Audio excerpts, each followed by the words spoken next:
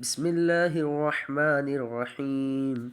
ياسين والقرآن الحكيم، إنك لمن المرسلين على صراط مستقيم، تنزيل العزيز الرحيم، لتنذر قوما ما أنذر ما أنذر آباؤهم فهم غافلون.